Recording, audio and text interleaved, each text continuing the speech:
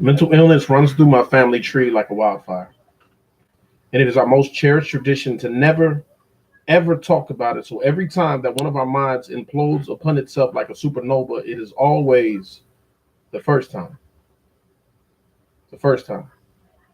At 12 years old, I returned home to find my mother frantically attempting to choke down a bottle of prescription pills. Now, if you've never had to wrap adolescent hands around your mother's wrist to pin her to a bed, while your stepfather forced his fingers down her throat in an attempt to force life upon her, had to wrap your mind around the one who gave you life, deciding life was not worth it, you immediately recognize this as a betrayal.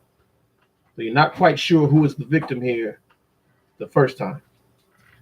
Doesn't really count if we never really acknowledge it as an illness because we don't talk about that. We do, however, talk about Uncle Ray and how he on that stuff again. Not why, though.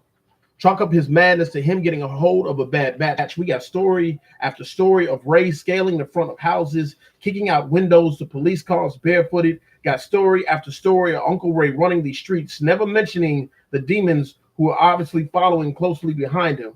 Can tell you exactly what kind of monster he was when he was on that stuff. How his strength turned superhuman, never considering how strong were the monsters he was trying to wrestle his mind from the first time. I knew something wasn't quite right with my sister, grew up closer to me than my own skin. Sweetest person I know, now thrashed and flailed and attacked anyone that came near her. Family didn't call her sick, though.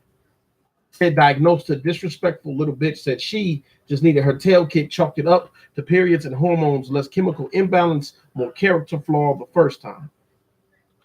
I found my sister sprawled out in her ex's backyard at 3 a.m., paralyzed in a fit of panic. I actually called her crazy to her face.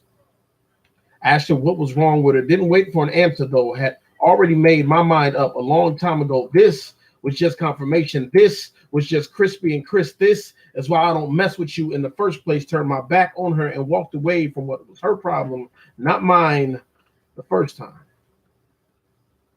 My own son burst into my room at 4 o'clock in the morning, a grown man in tears, begging me to help him fight demons that he couldn't see, but he could no longer ignore. Watched him struggle to piece together a coherent thought. His body fold over unto itself into a heap on the floor. His mind collapsed under its own weight, sat paralyzed like I hadn't had the same conversation 100 times before with his auntie the first time. I realized that none of this was new, that this had been in my family longer than I had, perched in the rafters of even my own mind, picking away at our sanity, that we had been here before.